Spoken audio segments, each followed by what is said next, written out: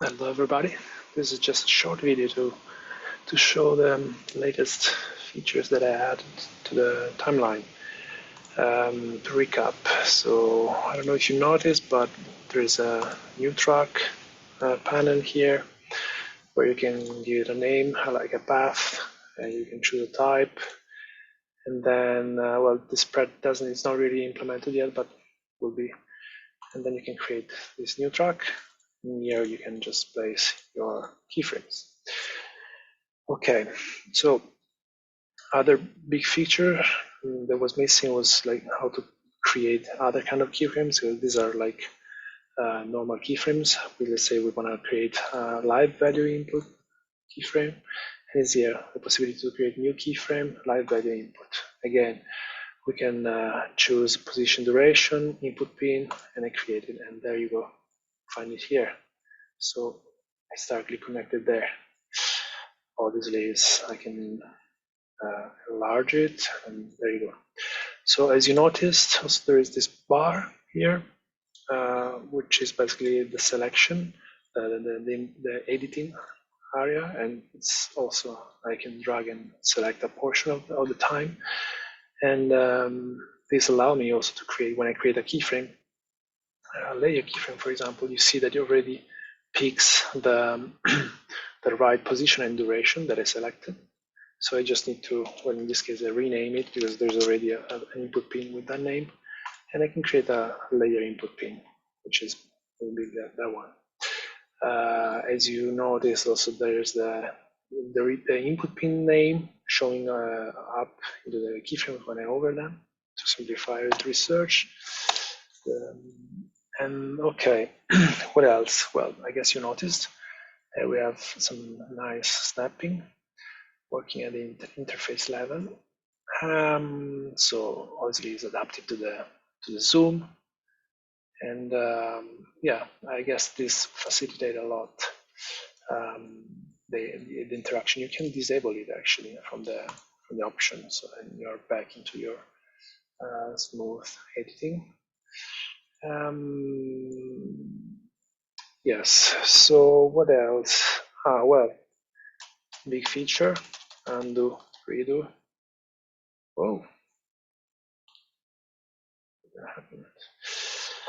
Then what else? Selecting a keyframe, I press delete and undo, redo. So again, select keyframe, I can delete, I can select a track and delete, undo, I got back everything. Yeah, so it's kind of quite complete now, this part. So I think once you can implement this, yeah, same for the composition. So if I have let's say I select this portion of the space here in the composition track, and I create a composition keyframe there. Same thing, add new composition, and I will have my composition here, composition keyframe with the associated input pin. Yeah. Another thing, but let me close this and share something else with you. So I guess I need to restart. Crashed badly.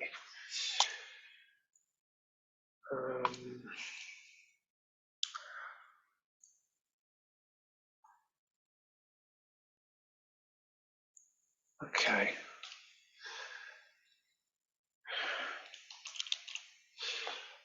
This is something I already mentioned in the last update, but I think it's worth to show it better.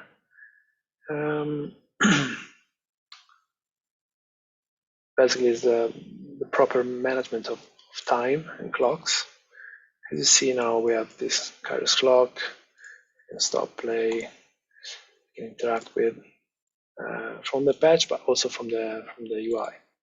So this is the setup, the current setup of this patch. There's this timeline here, which is this one on the bottom, and there's this timeline here, which is nested, and inside these composition keyframe, which is this one. So I just found out a bug. What I was saying, yeah, time is crucial. So we connect by using this composition one sampler. We can basically provide this clock, and this clock will be distributed to the entire graph of Kairos nodes, which means that we can control it from here. You see, we're basically editing the time, and we can play, stop, play. We can start from the beginning.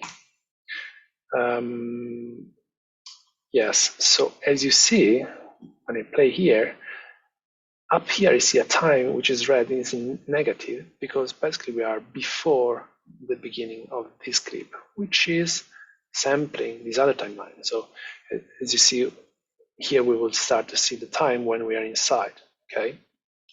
So that's why it's negative there.